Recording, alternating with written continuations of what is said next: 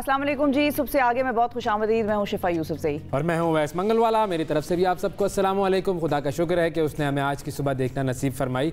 और ये जो आज की सुबह हम देख रहे हैं, मुझे तो ये लग रहा है कि हम दोनों जो हैं वो ब्लैक एंड वाइट टीवी की ट्रांसमिशन में नहीं चले गए हम लोग। 19 कौन सा ज़माना था वैसे? 1964 में जब बिल्कुल शायद शुरू हुआ था, गालिबन 1964 ही था। मुझे लग रहा है ब्लैक एंड, वैसे कैसा पुराना ज़माना कैसा होता होगा ना, हर चीज़ ब्लैक एंड वाइट होती होगी उसमें। सुकून पुरसुकून। नहीं, मैं कलर्स की बात कर रहा हूँ। हाँ, मतलब पुराने ज़माने में जब कलर्स नहीं होते होंगे तो कैसा लगता होगा। आप सड़क पे निकले, हर चीज़ ब्लैक एंड वाइट है। आप जो है वो कहीं भी जा रहे हैं, हर चीज़ ब्लैक एंड वाइट, कैसा लगता होगा। टीवी पे नजर ब्लैक एंड वाइट आता था, बाकी जिंदगी में लोगों के रंग थे। है? हाँ, लेकिन मैं ये सोचती हूँ जो टीवी में नजर आया वो सच नहीं, लेकिन मैं नहीं, वो कहाँ सच हो। वो आपने वो नोम चॉम्स्की की किताब पढ़ी है, मैन्युफैक्चरिंग कंसेंट। बिल्कुल।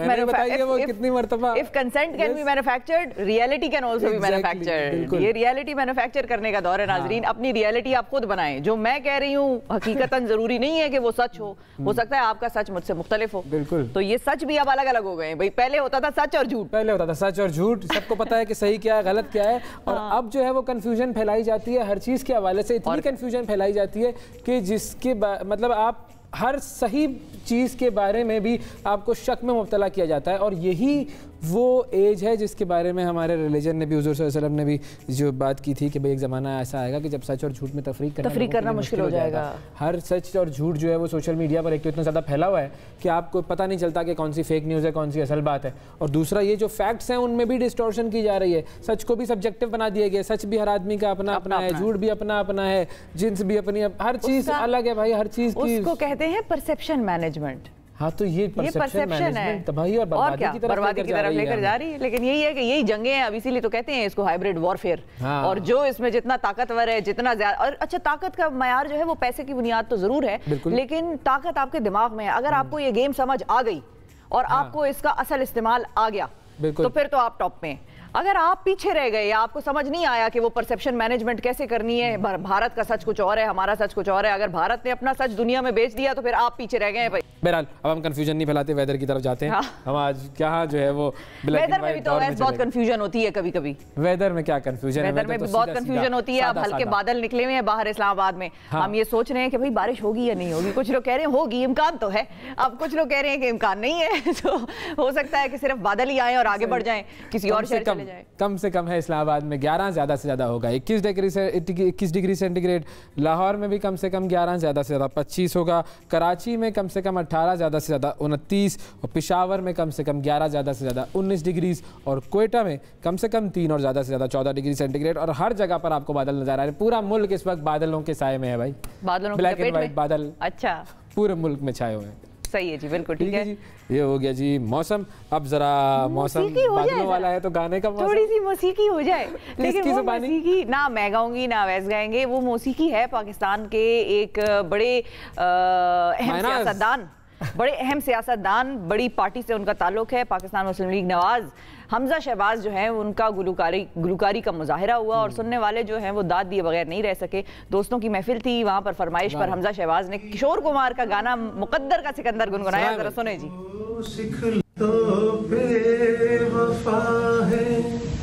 एक दिन ठुकराएगी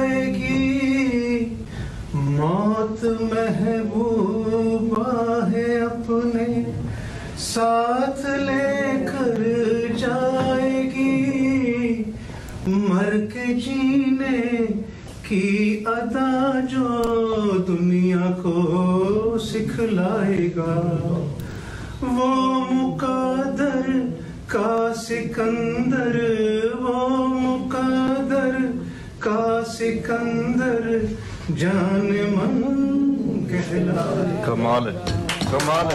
क्या बात है, जबरदस्त, वेरी गुड जी, जबरदस्त, बेहतरीन। तो अच्छा गाया इन्होंने, अच्छा गाया, मजेदार गाया। तो गाने में तो ये लोग, गाना बड़ा अच्छा था। शहबाज शरीफ साहब अक्सर गाना गाते रहे हैं और वो शादी पे वो उन्होंने भी तो गाया था, जुनैद सफदर ने भी तो गाया था। टैलेंटेड फैमिली है भाई। मतलब अगर मैं थोड़ा सा रेटिंग करूं तो इनको मैं कम रखूंगा वैसे गाने में थोड़ा। अच्छा।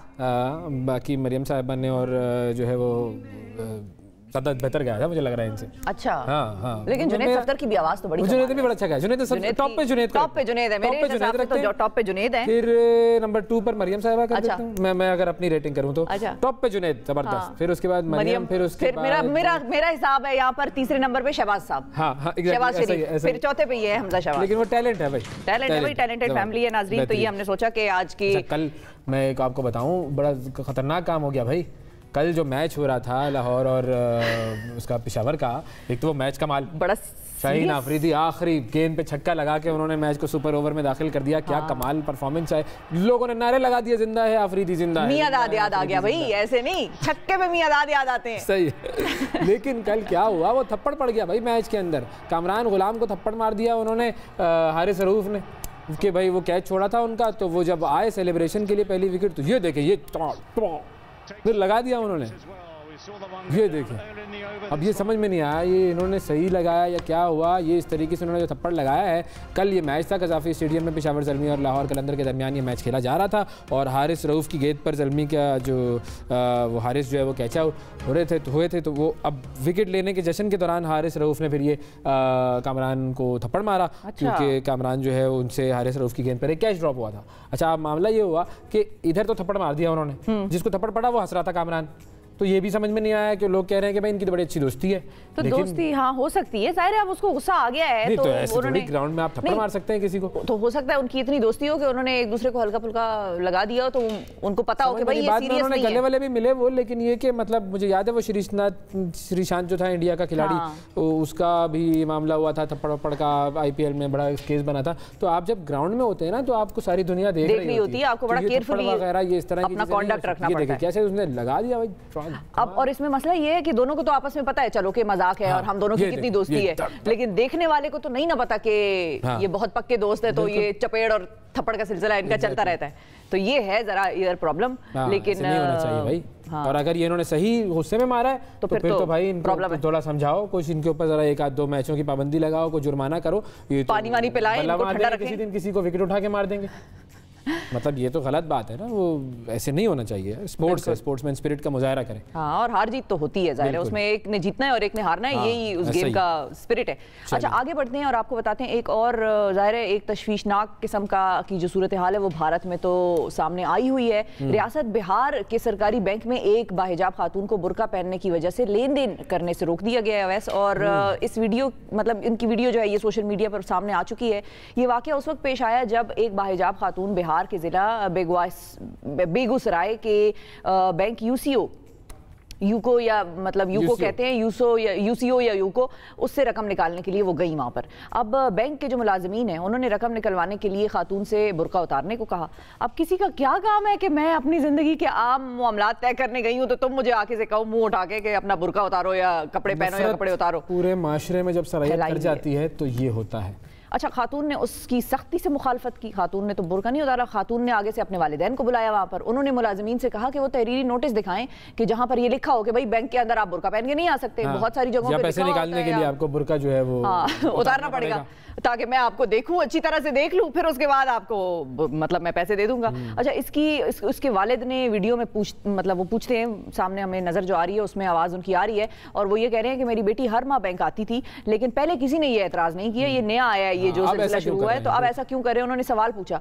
तो ये उन्होंने ये भी पूछा कि अगर कर्नाटका में ऐसी चीजें नाफिज की जा रही हैं तो बिहार में उसे क्यों नाफिज कर रहे हैं भाई आप? वहां पर मामला चल रहा है तो आप ऐसी चीज यहाँ पर क्यों कर रहे हैं? और क्या कोई बैंकिंग ऑपरेशंस में कोई बुर्के पे पाबंदी हवाले से कोई नोटिस है, कोई तहरीरी नोटिस आया है? तो अमले ने उन्हें वाकई की रिकॉर्डिंग बंद करने को भी कहा। जाहिर है वो मोबाइल पे रिकॉर्ड कर रहे थे। अमले ने कहा भाई बंद करें इसको, जिस पर खातून और उसके जो अहल खाना है उन्होंने इनकार कर दिया। उन्होंने कहा नहीं, वीडियो तो जनाब अब बनेगी, और वो वीडियो बनी है और वो वीडियो फैली है और अब उनको शर्म का मकाम है इस पूरे मुल्क के लोगों के लिए, उसकी हुकूमत के लिए और सारी दुनिया के लिए कि किस तरीके से एक औरत को ज़बरदस्ती अपना पर्दा या अपना हिजाब या अपना कपड़ा जो है वो उतारने के लिए कहा जा रहा है और दुनिया जो है वो बैठी हुई है कि कोई मसला नहीं है। क्यों? क्योंकि इंडिया की इकॉनमी है और इंडिया ऐसा है और इंडिया वैसा है। शर्म की बात है पूरे जो भारतीय हुकूमत है उनके लिए। लेकिन उनकी तो आइडियोलॉजी ये है कि वो एक्सट्रीमिज्म फैलाएं पूरे मुल्क के अंदर। मतलब बच्चियों को इस वजह से स्कूल नहीं जाने दिया जा रहा कि वो हिजाब करती हैं, वो बुर्का पहनती हैं, उनकी चॉइस है, वो जिस तरह के कपड़े पहनेंगे वो। अच्छा, एक तो ये हो ना कि आप माशरे में कोई फितना फैला रहे हो, जिसके बारे में कहा है कि भाई बहुत सारे मुल्कों में पाबंदी है कि भाई आप कपड़े उतार के सड़कों में नहीं आ सकते, ये पाबंदी है, सबको पता है कि ये प्रॉब्लम है। मोस्टली कंट्रीज में है ये। हाँ, बहुत सारे मुल्कों में है। जी हाँ, तो मतलब एक खास लेवल का आपने अपने आप को कवर करना जरूरी है। और जो लोग कवर करते हैं उनके लिए मसाइल पैदा किए जा रहे हैं। बहुत सी हरकतें भी आप पब्लिक में नहीं कर सकते, उन ममालिक में भी बहुत सी ऐसी कार्रवाइयां हैं जो आप उधर नहीं कर सकते, ये भी इस पे भी पाबंदी है। फिर कुछ आवाजें उठती हैं, जैसे कि बेला हदीद जो है, जो अमेरिकी मॉडल है, इंपॉर्टेंट वॉइस, उन्होंने भारत में हिजाब पर पाबंदी की सोशल मीडिया पर मजम्मत की है। और इंस्टाग्राम पर अमेरिकी मॉडल ने लिखा कि भारत, फ्रांस, बेल्जियम समेत दुनिया भर के कई ममालिक जो ख़वातीन के खिलाफ फैसले करते हैं, उनमें उनसे गुजारिश करती हूँ कि वो गौर करें। ये आपकी जिम्मेदारी नहीं है कि आप ख़वातीन को बताएं कि वो क्या पहने क्या ना पहने। और बेला हदीद ने यह भी लिखा कि फ़्रांस में ख़वातीन को स्कूल में सर ढकने की इजाज़त नहीं है, ना ही खेलों में हिस्सा लेने की इजाज़त है। आप हिजाब पहनकर सरकारी नौकरी नहीं कर सकते, ना अस्पतालों में काम कर सकते हैं, यहाँ तक कि इंटर्नशिप हासिल करने के लिए भी ज़्यादातर यूनिवर्सिटीज़ कहेंगी कि उसके लिए एक ही तरीका है कि अपना हिजाब उतार दो। अमरीकी मॉडल ने यह भी कहा कि किसी आदमी के लिए 2022 में, यानी आज के दौर में, ये सोचना कि वो एक औरत के लिए फैसला कर सकता है, ये सिर्फ और सिर्फ हंसने की बात है। सही कहा, हंसने की बात नहीं बल्कि ज़हनी फतूर है ये उन्होंने कहा। हाँ। मतलब मैं फैसला करूं कि तुम क्या करोगे, मतलब अंदाजा लगा, शर्म की बात है और वाकई हंसने की बात है। मतलब how could you decide for me, मतलब हाउ कुड यू। अच्छा, एनीवे आगे बढ़ते हैं और वक्फा लेते हैं। बिल्कुल, वक्फा लेते हैं, वक्फे की तरफ आगे बढ़ते हैं। और वक्फे के बाद प्रोग्राम में बहुत कुछ है, आपने कहीं नहीं जाना, स्टे विद अस।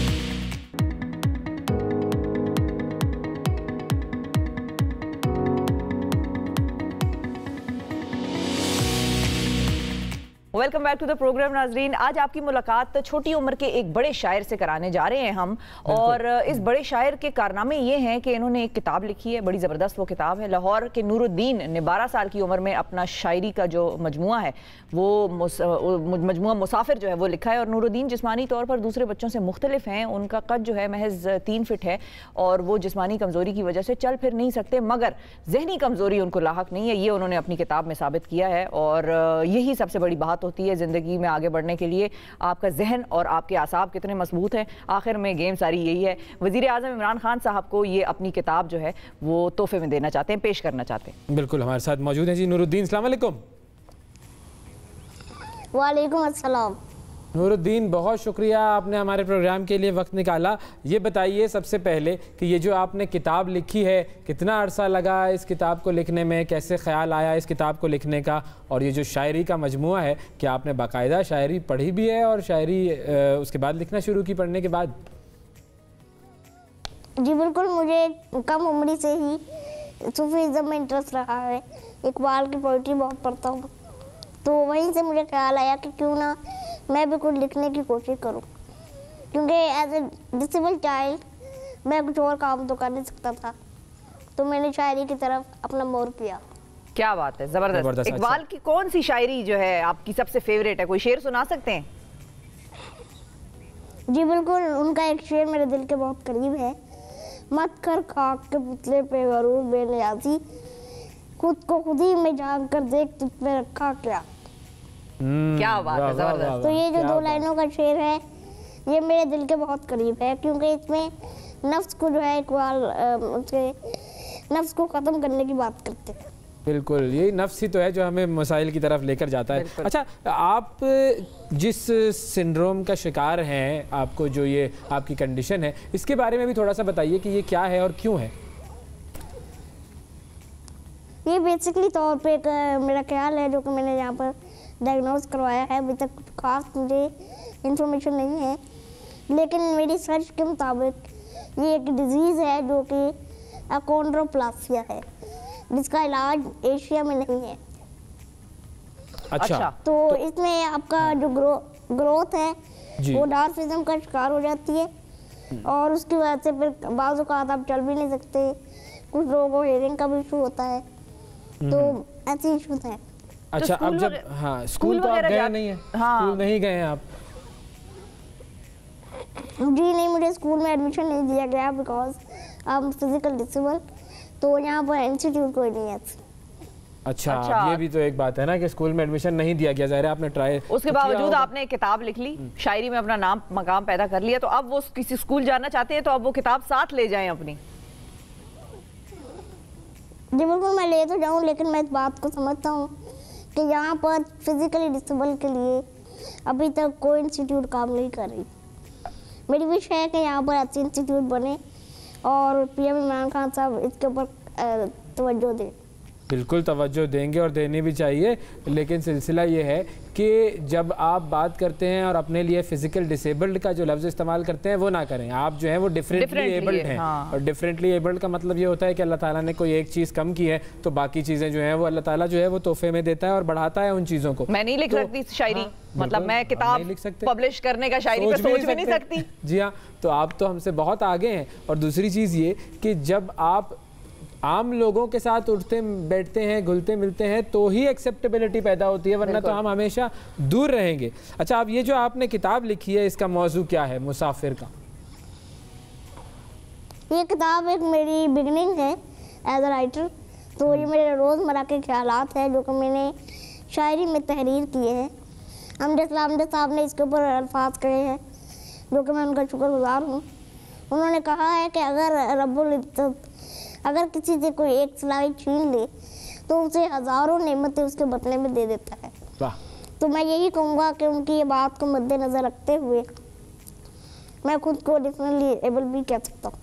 सही। तो अब ये आप किताब इमरान खान साहब को देना चाहते हैं, ये ख्वाहिश है आपकी? जी बिल्कुल, ये मेरी एक मेन ख्वाहिश है। सही। तो अब आप इस ख्वाहिश का इज़हार अपनी ही किसी शायरी की सूरत में कर दें जो आपने इस किताब में लिखी हो। मैंने इसमें बहुत सी शायरी लिखी हैं, लेकिन अगर मैं सोच कर लिखता तो शायद ना लिख सकता। मैंने एक इसमें शेर कहा है 2 लाइनों का, वो मिले तो नहीं अनजान वक्त में, जख्म था मुझको शायद दर्द वो ले गए। क्या वाह वाह वाह वाह, वो मिले तो नहीं अनजान वक्त में। क्या बात है भाई, क्या बात है। इस कदर छोटी उम्र में क्या ज़बरदस्त ख्याल हैं आपके, और जिस तरीके से आप लिख रहे हैं हमारी दुआ ये है कि आप इसी तरीके से लिखते रहें और पाकिस्तान के क्या दुनिया के बहुत बड़े शोरा की फहरिस्त में आपका नाम आए। बहुत शुक्रिया अदा करेंगे नूरुद्दीन, आपने वक्त दिया और उम्मीद ये है कि वो वक्त आएगा कि जब इमरान खान साहब को आप अपनी किताब तोहफे में देंगे। बहुत शुक्रिया। वक्फा लेते हैं, वक्फे के बाद दोबारा हाजिर होते हैं।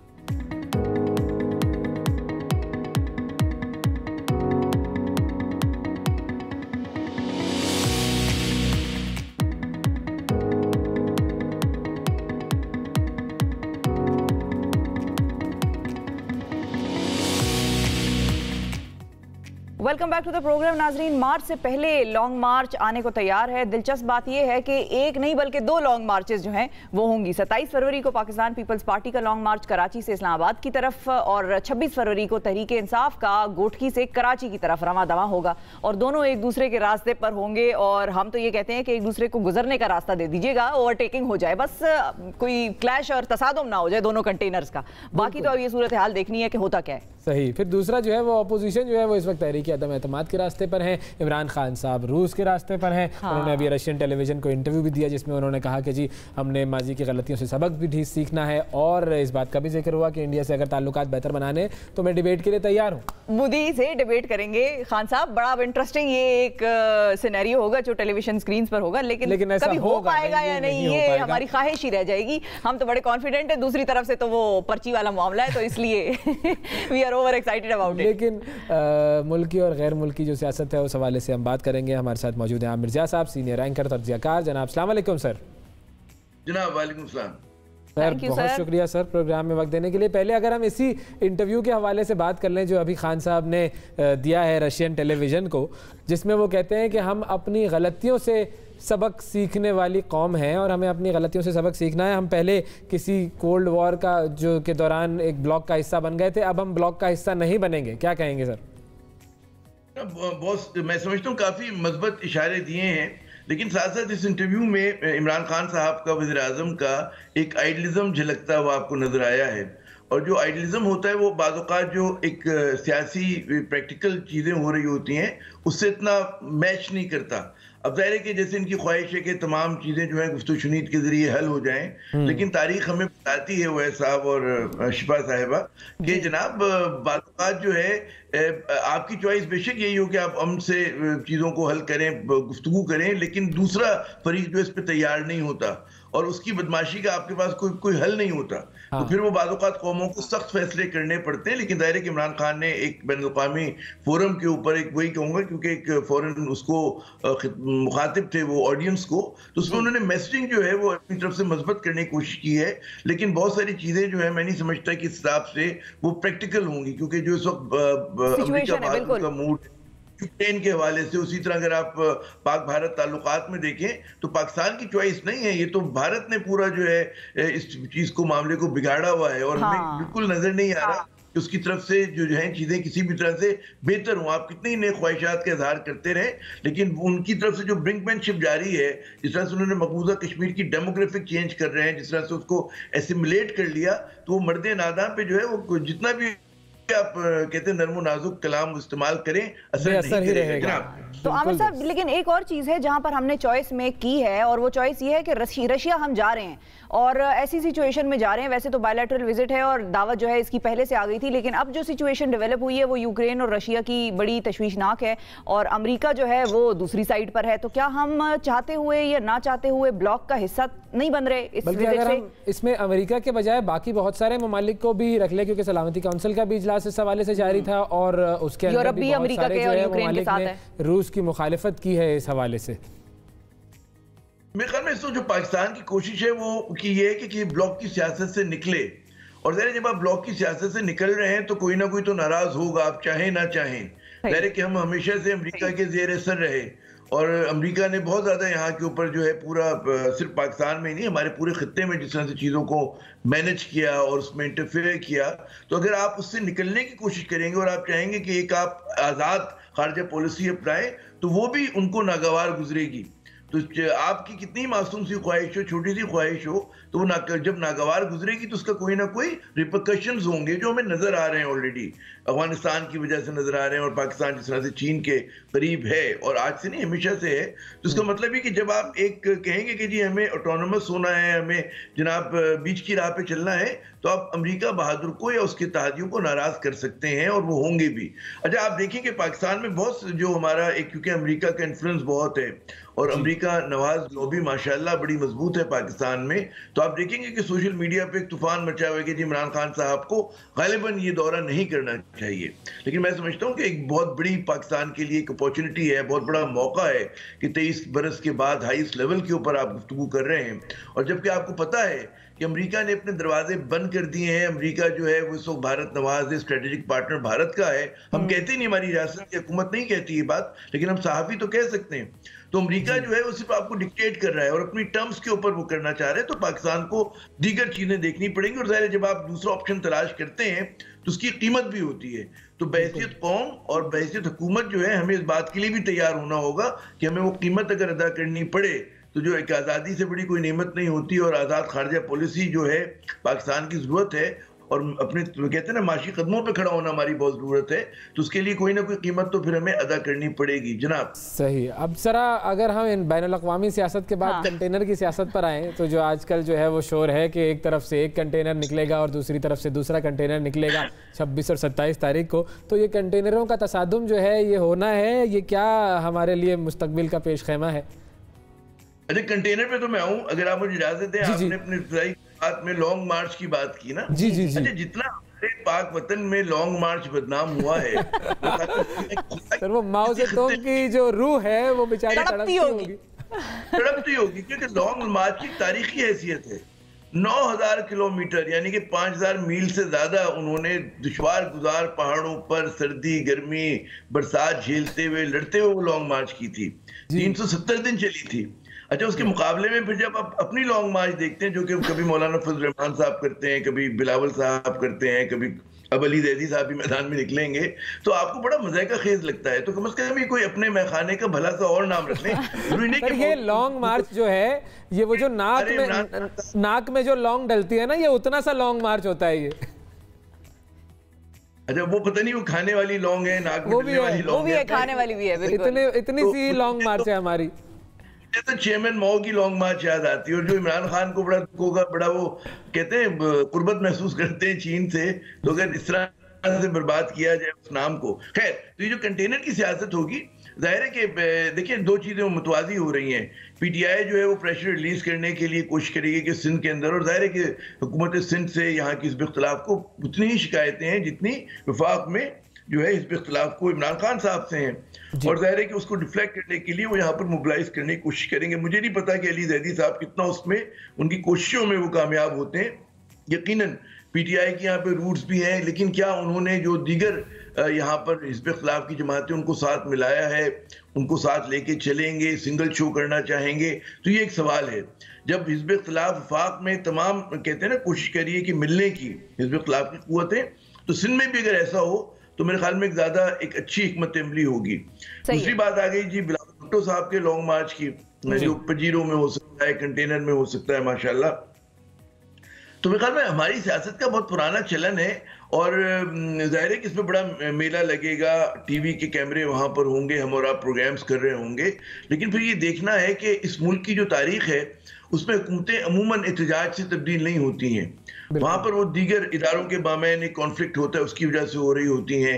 बाद औक़ात पनामा स्कैंडल आ जाता है, जो अभी तक खुदा का शुक्र है कि हुकूमत के ऊपर तो नहीं आया है, जिस तरह नवाज शरीफ साहब गए तो। लेकिन आप याद करें कि 2014 में इमरान खान साहब ने और ताहिर कादरी साहब ने बड़ा खम ठोक कर कहा था जी हम धरना देंगे, लेकिन उस धरने से उनको बैकआउट करना पड़ा एक बहुत तवील धरने के बाद, और उससे ये तो हो सकता है कि मुल्क में सियासी अदम इस्तेकाम पैदा हो, और यहाँ पर जो है हमारे सामने वरना तो वो बैठे ना रह जाते। मुझे तो लगता है कि वो बैठे रहते, वो तो 16 दिसंबर का हो गया सिलसिला।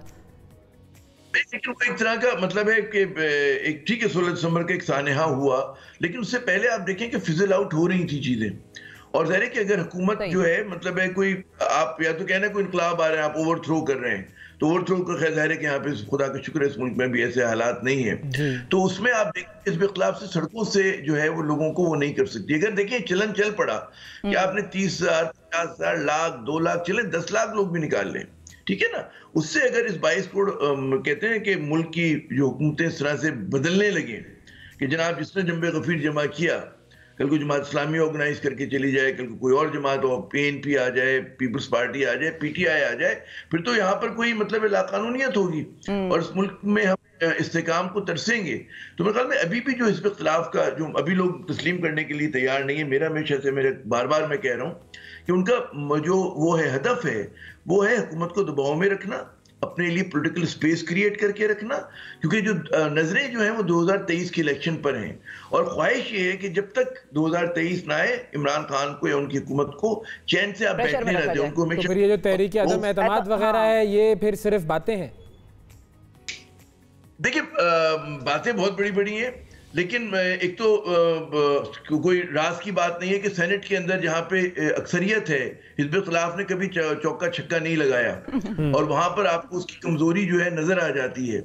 फिर यहाँ पर भी जो है मतलब है कि ठीक है तहरीक इंसाफ के इत्तेहादी उसके ऊपर दबाव डाल सकते हैं, खेल सकते हैं, उसके जो नाराज हैं एमएनएज हैं, लेकिन अभी कोई चीज वाज़ेह नहीं है। और अगर एक तो ये कि लोगों को अपने साथ मिलाना, नंबर्स को पूरा करना बहुत बड़ा चैलेंज है। नंबर्स अगर पूरे हो जाते उसके बाद क्या करेंगे वो उससे बड़ा चैलेंज है। क्या करना चाहेंगे इसके खिलाफ? क्या उसमें पीपल्स पार्टी नून लीग एक पेज पर है? मुझे तो नहीं लगता। क्या वो चाहेंगे कि जी कौन वजीर आजम होगा, असेंबली मुद्दत पूरी करेगी, फॉरेन इलेक्शन होगा, सूबाई हुकूमतों का क्या होगा? तो बहुत ज्यादा सवालात हैं। अगर बिलफर्ज महाल मैं ये समझता हूं कि अगर इन्होंने कहते हैं नंबर किसी तरह पूरे कर लें। अच्छा फिर दूसरी बात ये कि कोई इस पे बात नहीं कर रहा कि अगर आप दावा करते हैं पीटीआई के एमएनएस तोड़ेंगे, डिफेक्शन लॉ भी है, उसका क्या होगा, उसका क्या असरात हो सकते हैं? तो मेरे ख्याल में सवालात ज्यादा हैं, जवाब अभी किसी के पास नहीं है, और इसमें ज्यादा ब्रिंकमैनशिप हो रही है, इसमें दबाव में लाने की कोशिश हो रही है, और मैं नहीं समझता कि इतनी जल्द, वरना अगर इनके पास नंबर्स पूरे हो चुके होते और सब कुछ एक ही सफ़े पे होता तो फिर ना घोड़ा दौर दूर है ना मैदान दूर है। बिस्मिल्लाह करें और अदम तक वो जो है इत्मीनान लेकर आ जाएं। जनाब बिल्कुल सही है, बिल्कुल ठीक है जी। बहुत शुक्रिया अदा करेंगे जनाब आमिर ज़िया साहब। नाजरीन हमारे साथ मौजूद थे और वो कह रहे थे यही मैदान है और ये घोड़े हैं और दौड़ा दे घोड़े अगर इतने कॉन्फिडेंट हैं। वक्फा लेते हैं, वक्फे के बाद दोबारा हाजिर होते हैं।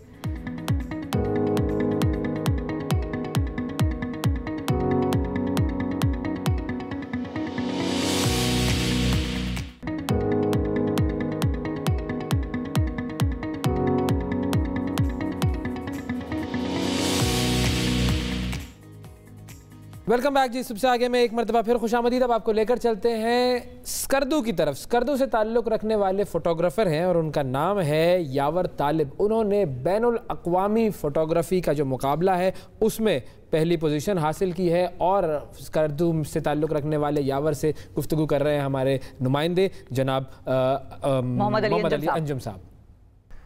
जी बहुत शुक्रिया अवैस और शफ़ा। मैं इस वक्त दुनिया के दूसरे बुलंद तरीन सर्द सहरा सरफा रंगा में मौजूद हूँ और बल्तिस्तान खूबसूरत लोगों की सरजमीन है, जहाँ बल्तिस्तान के लोग फितरत शनास हैं, वहीं बल्तिस्तान के लोग बासलाहियत भी हैं। हालिया दिनों बैनुल अक़वामी सतह पर होने वाले फ़ोटोग्राफ़ी के मुकाबले में बल्तिस्तान के एक नौजवान फ़ोटोग्राफ़र ने पहली पोजीशन हासिल करके वतन अज़ीज़ का नाम रोशन किया है। और अगर मैं आपको इस लोकेशन के बारे में बता दूँ तो ये वही लोकेशन है जहाँ से इस नौजवान तालिब इल्म ने, इस नौजवान फ़ोटोग्राफ़र ने तस्वीर ली थी और ये तस्वीर पूरी दुनिया में मकबूल हुई और अव्वल इनाम की हकदार करार पाई। इस वक्त हमारे साथ मौजूद हैं बल्तिस्तान के नामवर फ़ोटोग्राफ़र यावर तालिब। और यावर तालिब ने पूरी दुनिया में पाकिस्तान का नाम रोशन किया है। यावर तालिब, सबसे पहले मुबारक हो। मुझे बताइए मुकाबला कहाँ हुआ था, कैसे हुआ था और इस मुकाबले में आपने कैसे शिरकत की थी? जी अंजुम भाई, ये हर साल होता है, तो ये मेरी दूसरी कोशिश थी। पहले मैंने 2020 में मैंने ये ट्राई किया था जिसमें 61 ममालिक ने हिस्सा लिया था और 550 से ऊपर कोई फ़ोटोग्राफ़र थे। तो अल्हम्दुलिल्लाह मैं इसमें फ़र्स्ट आया हूँ एज अ पाकिस्तान रिप्रेजेंटेटर। जिस इदारे ने ये मुकाबला मुनक़िद करवाया था उस इदारे का नाम क्या था और आपको कितनी तवक्कुआत थी कि आप पहली पोजीशन हासिल कर पाएंगे? ये वर्ल्ड फ़ोटोग्राफिक ऑर्गेनाइजेशन है जो कि सोनी करवाता है बेसिकली। तो पहले मैंने 2020 में कोशिश की थी, तो मुझे इतना आइडिया तो था कि मैं इसमें थोड़ा सा कम से कम फर्स्ट ना आऊँ, तो सेकंड और थर्ड पोजीशन तो मैं कर लूँगा। सही। ये लोकेशन बड़ी मुनफरिद है, पीछे टेले नज़र आ रहे हैं और दुनिया का दूसरा बुलंद तरीन सर्द सहरा है। यहाँ गुरूब आफ्ताब और तुलू आफ्ताब बड़ा मुनफरिद होता है। इस लोकेशन का इंतखाब कैसे किया और ये तस्वीर खींचने में कितना अरसा लगा? जी यहाँ मेरे सीनियर्स के साथ मैं आया था एक दफ़ा, यहाँ पर कोई शूटिंग हो रही थी, तो जस्ट मैंने एक मोबाइल में तस्वीर खींची थी उस टाइम, तो मुझे वो जगह अच्छी लगी। फिर मैंने अगले दिन मेरे जो उस्ताद है उनको कहा था यार अगले दिन दोबारा चलते हैं उस जगह पे और उसी लोकेशन पे हम कुछ तस्वीरें बनाते हैं जो मुझे पसंद आई है। तो जब मैं अगले दिन आया तो यहाँ पे कुछ गाड़ियाँ आई थी जो ड्यून्स बिल्कुल ख़राब हो गया था उस टाइम, तो मैंने फिर इसको पोस्टपोन किया था। ये 2020 की बात है। सही। फिर थोड़ा सा मैंने वेट किया कि यार अगले दिन चलते हैं, फिर अगले दिन चलते हैं, इस तरह फिर गैप आता रहा और टूरिस्ट का फ़्लो ज़्यादा था, तो उस साल मुझसे नहीं हुआ 2020 में। तो मैंने वेट किया चले 2021 में मैं इसको कर लूँगा। फिर बर्फ़बारी के बाद जिस तरह अभी आप देख रहे हैं बिल्कुल यहाँ कोई गाड़ियाँ नहीं है ना कोई टूरिस्ट है, बिल्कुल शार्प है। तो ये मैंने इसी टाइम के लिए मैं वेट कर रहा था। फिर पीछे कोई क्लाउड्स हो और वो वेदर थोड़ा सा साफ़ हो, तो फिर मैंने उस मोमेंट का वेट किया और फरवरी आई थिंक 21 फरवरी को फिर मैं दोबारा आया, अपने दोस्त को ले आया, उसको मैंने कहा यार इधर चलते हैं और मुझे वो शॉट हर हाल में चाहिए। तो मुझे एक साल लगा इस तस्वीर को मुझे यहाँ से कैप्चर करने में। जी यावर तालिब हमारे साथ थे। यावर तालिब वो फ़ोटोग्राफ़र हैं जिन्होंने बैनुल अक़वामी सतह पर होने वाले फ़ोटोग्राफ़ी के मुकाबले में पहली पोजीशन हासिल की है और ये वो लोकेशन है। इसी लोकेशन से यावर तालिब साहब ने तस्वीर ली थी और इनका ये कहना है कि एक साल इन्होंने इस तस्वीर के लिए इंतज़ार किया और बिला आखिर इनकी मेहनत रंग लाई। हुकूमती सतह पर इनकी हौसला अफजाई यकीनन होनी चाहिए। इनसे हमारी बात थी, उनका ये बताना था कि अभी तक किसी आला फोरम पर इनकी खिदमत को सराहा नहीं गया, तो ऐसे फ़ोटोग्राफ़र्स की यकीनन हौसला अफजाई होनी चाहिए। और गिलगित बल्तिस्तान की अगर हम बात करें, ख़ास बल्तिस्तान की हम बात करें, तो यहाँ पर फ़ोटोग्राफ़र्स की बड़ी तादाद मौजूद है जो सालाना बैनुल अक़वामी सतह पर होने वाले मुकाबलों में हिस्सा लेती है और नुमाया पोजीशन लेकर आती है। जी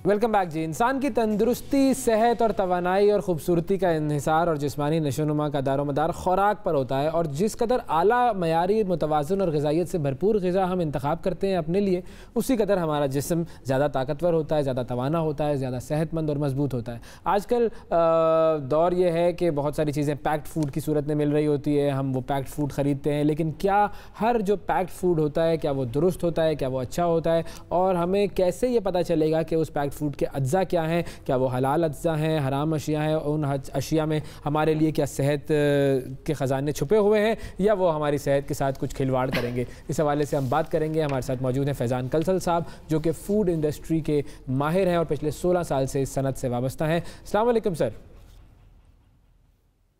वालेकुम सलाम जनाब, कैसे हैं? ठीक है, हम बिल्कुल ठीक ठाक है सर, बहुत शुक्रिया आपने वक्त निकाला। ये बताएं सबसे पहले कि ये जो आर्टिफिशियल फूड और आर्टिफिशियल फ्लेवरिंग है ये क्या है, और इस हवाले से ज़रा हमारी आगाही करें सर। अच्छा, इंटरेस्टिंग।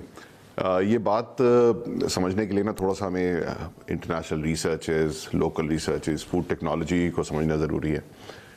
जिस तरह दुनिया में हर चीज़ में टेक्नोलॉजिकल डेवलपमेंट हुई है, फूड में भी हुई है और ग्लोबली हुई है। और फूड टेक्नोलॉजी की जो फील्ड है, फूड साइंटिस्ट जो लोग बनते हैं, उसके पीछे ये सारी केमिस्ट्री, सारे मॉलिक्यूल्स ये शामिल हैं। तो हमने किया ये कि हमने पहले उसको समझा और हमने इस तरह समझा कि हमने कहा यार कोई भी नेचुरल फ्रूट जो होता है उसमें वो किस तरह बनता है, अल्लाह ताला ने उसको किस तरह बनाया, और हमने उसको डीकोड किया, देखा यार उसकी केमिस्ट्री क्या है, और फिर उसमें हमने कहा इसमें हम किस तरह से अपनी चीज़ें ऐड ऑन कर सकते हैं फॉर वेरियस रीज़न। किसी की शेल्फ लाइफ बढ़ानी है, किसी को खूबसूरत करना है, किसी में मज़ा ज़्यादा करना है, या फिर उसमें हमने किसी में न्यूट्रिशनल वैल्यू बढ़ानी है हमने अपने हिसाब से। जैसे दवाइयाँ होती हैं, जैसे फलां चीज़ होती है, दूसरी खाने की चीज़ें होती हैं, तो उसमें चीज़ें डलना शुरू हुई और इसी वजह से फिर लोगों ने कुछ आगे पीछे और मुख्तलिफ चीज़ें ऐसी डालना शुरू की जो कि इस्तेमाल काबिल नहीं थी। ये हमारी आप कह लें बर्थ थी फूड रेगुलेशन की, और फूड रेगुलेटरी अथॉरिटीज़, गवर्नमेंट्स ने ग्लोबली डेवलप करना शुरू किया। उन्होंने कहा कि जी हम देखें कि जो चीज़ों से खाने बनाए जा रहे हैं क्या वो सही हैं कि नहीं है आवाम के लिए। अच्छा, तो अब कोई शख्स मार्केट से पैक्ड फूड खरीदने जाए तो उसको कैसे पता चलेगा इसमें क्या है? कुछ चीज़ें लिखी होंगी, कुछ नहीं लिखी होंगी, तो कैसे चेक किया जाएगा? देखिए, 2-3 चीज़ें हैं इसमें। सबसे पहले तो उसका न्यूट्रिशनल पैनल होता है जिसको NI पैनल कहते हैं। सबसे पहले वो हर एज़ पर लॉ आपको हर पैक्ड प्रोडक्ट में लिखना ज़रूरी है, उसको पढ़ें, उससे आपको पता चलेगा। दूसरा जो उसका इंग्रेडिएंट है वो पढ़ें, बहुत सारे लोग नहीं पढ़ते और ऐसे ही उठा लेते हैं। और तीसरा, चूँकि हम एक मुस्लिम कंट्री हैं तो हमें उसकी हलाल सर्टिफिकेशन देखना भी ज़रूरी है कि वो हलाल है कि नहीं। लोकली जितनी प्रोडक्ट बनती हैं वो तो सारी हलाल होती हैं और उसमें ख्याल किया जाता है वैल्यूज़ का, लेकिन इम्पोर्टेड प्रोडक्ट्स कभी कभी हलाल नहीं होती, कभी एक्सपायर्ड होती। अच्छा, इसमें यह है कि आपको थोड़ा सा ये बैकग्राउंड होना चाहिए कि यार मैं ये चीज़ मेरे लिए बेहतर है या नहीं है। फॉर एग्जांपल, मैं बटर खा सकता हूँ कि नहीं, तो कोई चीज़ जिसमें बटर शामिल है और बटर से आपको एलर्जी है for what ever reason, milk की किसी प्रोडक्ट से, तो आपको फिर अवॉइड करना पड़ेगा। ये चीज़ें हैं। फिर ऑनलाइन अब तो सारी चीज़ अवेलेबल होती है, बारकोड स्कैन करो, पूरा उसका शजरा नस्ल बता देता है कि जी इसमें क्या क्या डाला हुआ है और क्या चीज़ बेहतर है क्या नहीं। ठीक है, तो अब ये इंटरनेशनल प्रोडक्ट्स जो मार्केट में आती हैं उनको चेक करने का क्या तरीका होगा कि उनके क्या इंग्रेडिएंट्स हैं? देखिए, as per the law of Pakistan जो भी चीज़ इंपोर्ट हो रही है वो एक हलाल होनी चाहिए। दूसरा, अगर वो किसी ग्रे चैनल से इलीगली आती है तो अगर उस पर हलाल स्टैंप नहीं है, you should not consume it. इसमें कोई दूसरी राय नहीं है। इवन अगर हलाल उसकी स्टैंप भी है और वो आपको लग रहा है कि यार ये ऐसे ही बस लगा दी गई है, कोई किसी बॉडी का नाम उसमें नहीं लिखा हुआ, कोई भी हलाल सर्टिफाइंग बॉडी है, तो फिर you should not consume it. ये बहुत केसेस हैं पाकिस्तान में। आपको बच्चों की जो जैम्स, जो जेलीज होती है, ये आती हैं, बाहर के ब्रांड्स आते हैं, ये जेलेटिन से बने हुए होते हैं। जेलेटिन में कोई प्रॉब्लम नहीं है, जेलेटिन हलाल होता है, लेकिन दुनिया भर में जो जेलेटिन है वो हलाल इस्तेमाल नहीं होता है, वो दूसरा इस्तेमाल होता है। उसके अपने रीजंस हैं, वो मैं कभी किसी और रोज़ बताऊंगा। तो आपको देखना है कि वो जेली हलाल स्टैम्प्ड है किसी सर्टिफाइंग बॉडी से कि नहीं। This is very important. अच्छा फैजान साहब, ये भी हमें बताएं कि हमें क्या चीज़ देखनी होगी अपनी बॉडी के लिए जो नुकसानदेह है। मिसाल के तौर पे बहुत सी ऐसी चीज़ें हैं जिसमें आर्टिफिशियल फ्लेवरिंग होती है या रंग डाला हुआ होता है, लेकिन कुछ लोग उसको समझते हैं कि वो नुकसानदेह नहीं है और कुछ लोग कहते हैं कि आर्टिफिशियल फ्लेवरिंग नुकसानदेह है। तो इसका हम कैसे तयन करेंगे कि कौन सी चीज़ नुकसानदेह है और हम उसको नुकसानदेह नहीं समझते? देखिए, मैंने कहा ना, आप जब टेक्नोलॉजी को पढ़ते हैं ना, तो अब आप colours are not a problem. आपके जो कैरमल कलर्स हैं, जो ऑरेंज कलर्स हैं, ये नेचुरल चीज़ों से निकाल के बनाए जाते हैं, इसमें कोई मसला नहीं है। आप टेक्सटाइल डाई उठा के डाल देंगे ना फूड में कि यार ये सस्ता मिल रहा है मुझे, मैं जो कपड़ा रंगने वाला कलर है वो उठा के डाल दूँ, जो कि आपके यहाँ ज़्यादातर आप कभी बिरयानी खाते हैं तो आपके हाथ में जो रंग लग जाता है वो टेक्सटाइल डाई होता है, येलो रंग का। तो किसी भी शॉप से ऐसी जगह से आप बिरयानी खा रहे हैं जहाँ से आपने हाथों से खाए और आपके हाथ में रंग आ गया, तो समझ जाएंगे textile dye, that is dangerous. लेकिन मैं एक बात क्लियर करूँ आपको, पाकिस्तान की भी जो फूड अथॉरिटीज़ हैं, दे आर वेरी एक्टिव, और let's say they are trying to be very active, और जगह जगह वो ना जाके चेक कर रहे होते हैं।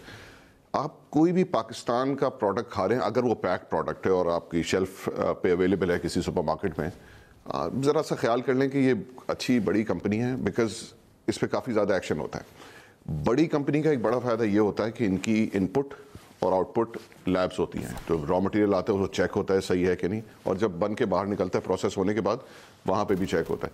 तो एक आपको फ़ायदा ये होता है कि कोई बड़ा ब्रांड अगर है तो उसकी चीज़ निस्बतन दूसरे मुकाबले में बिल्कुल सही होगी। छोटे ब्रांड्स में आपको प्रॉब्लम आ सकती है।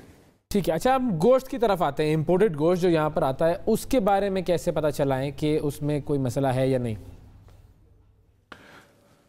देखिए, जहाँ पे कहीं पे भी दुनिया में किसी भी फूड की प्रोडक्शन हो रही है, चाहे वो मीट हो या कुछ और हो, वहाँ पे हलाल सर्टिफाइंग बॉडी जाती है और पूरा एनालिसिस करती है। और मैं खुद काफ़ी इस प्रोसेस में इन्वॉल्व हुआ हूँ। ये काफ़ी थॉरो प्रोसेस होता है। इसमें जो औजार इस्तेमाल हो रहे होते हैं वो क्या, फॉर एग्जांपल एक जगह पे सही तरीके से ज़बह हो रहा है, ज़बिया सही तरीके से हो रहा है, अल्लाह के नाम पे हो रहा है और एज़ पर द गाइडलाइन हो रहा है, लेकिन वहाँ पे किसी ऐसे जानवर का भी ज़बिया होता है जो कि अल्लाह के नाम पे नहीं हो रहा, चाहे वो रेगुलर हमारे खाने वाली चीज़ हो या फिर कोई ऐसा जानवर हो जो कि नजस है। सही।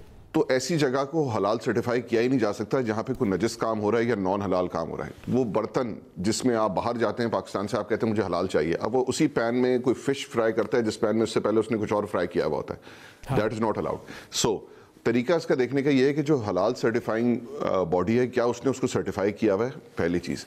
दूसरा, इस पे भी बहस ये है कि कभी कभी चिकन का एक प्रोसेस होता है, उसमें करते ही हैं कि वो टेप रिकॉर्डर लगा देते हैं, अल्लाह अकबर का, अल्लाह अकबर का। अब वो टेप रिकॉर्डर का नहीं है, जिस आदमी ने काटना है उसको काटने का एक तरीका है और उसने अपनी ज़बान से अपने होठों को हिला के लफ्ज़ अदा करने हैं।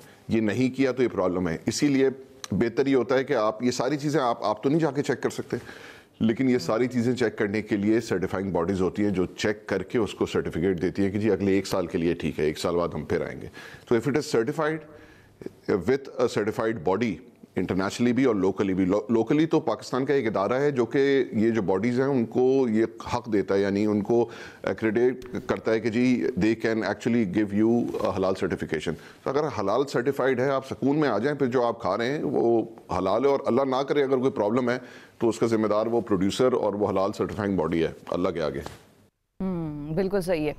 अच्छा, हमारी मार्केट में कौन सी ऐसी चीज़ें हैं सर जो कि जिनको जो हमारी शनाख्त अगर हम उनकी करेंगे तो, वैसे तो मतलब मैं पूछना आपसे ये चाह रही हूँ कि मिसाल के तौर पे बच्चों के सीरियल्स हैं, नहीं मतलब हम अगर उसको इस तरह ले जाएं कि देखें कुछ चीज़ें ऐसी होती हैं कि जिनकी हम शनाख्त कर सकते हैं कि हाँ जी ये हमें नहीं लेनी चाहिए, लेकिन कुछ का हमें नहीं पता चलता कि उनमें मसला है, तो लोगों को उनके बारे में पता नहीं होता। ये सवाल आप पहले कर लें, मैं कुछ और पूछना चाह रही हूँ, वो पूछती हूँ फिर मैं। पता ये चल जाए कि जी ये चीज़ है जिसको हम नुकसानदेह नहीं समझते, लेकिन असल में तो वो नुकसानदेह थी।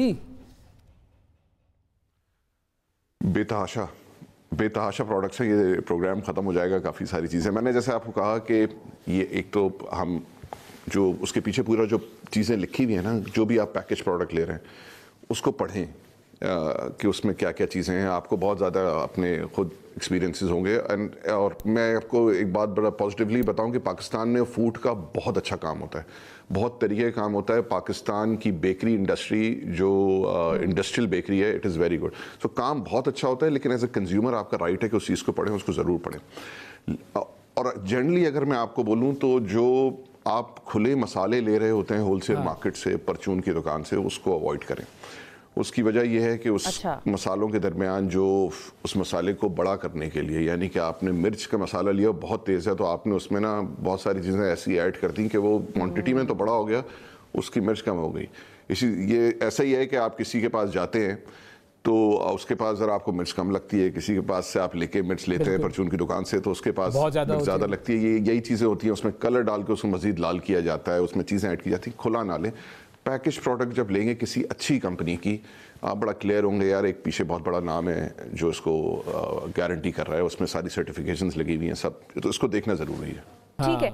अच्छा, अब जरा बच्चों पर हाँ, बच्चों वाला जो सवाल है वो बड़ा अहम है, क्योंकि पेरेंट्स तो बच्चों को ले देते हैं, बच्चे जिद करते हैं। मिसाल के तौर पे बच्चों की जेलीज हैं, बंटीज के ऊपर अब कलर्स होते हैं, या चॉकलेट होती है सीरियल्स के ऊपर, इंपोर्टेड चॉकलेट्स और हाँ सीरियल्स आ रहे होते हैं। तो क्या मैं पूछना ये चाह रही हूँ कि क्या वो जो सीरियल्स में चॉकलेट होते हैं वो वाकई चॉकलेट होती है या वो कोई और चीज़ होती है, और क्या वालिदैन बच्चों को लेकर दें ये चीज़ें या ना लेकर दें?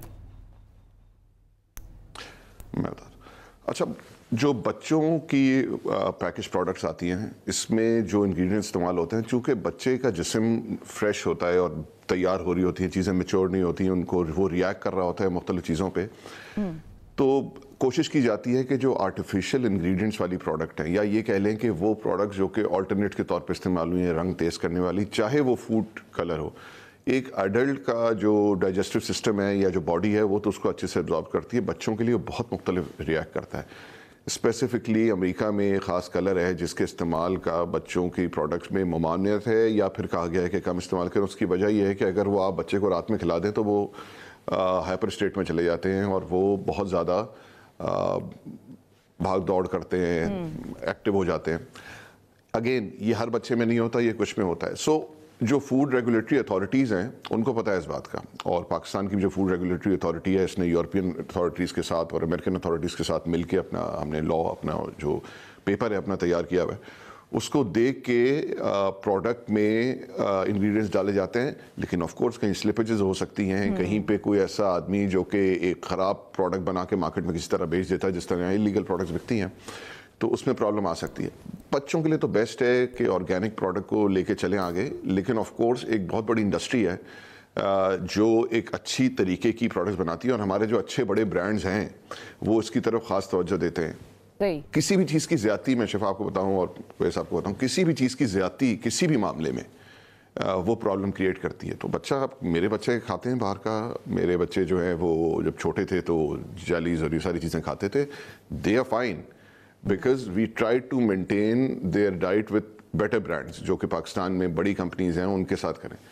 जो बाहर से खाना आता है, इंपोर्ट होता है, देख लें एज पर लॉ उसके ऊपर पीछे उर्दू में लिखा होना चाहिए, चाहे वो बाहर से आए, कि उसमें क्या क्या डला हुआ है। अगर नहीं है तो उसका मतलब वो इलीगल चालन के थ्रू आया हुआ है, उसको डिस्करेज करें, उसको ना खाएं।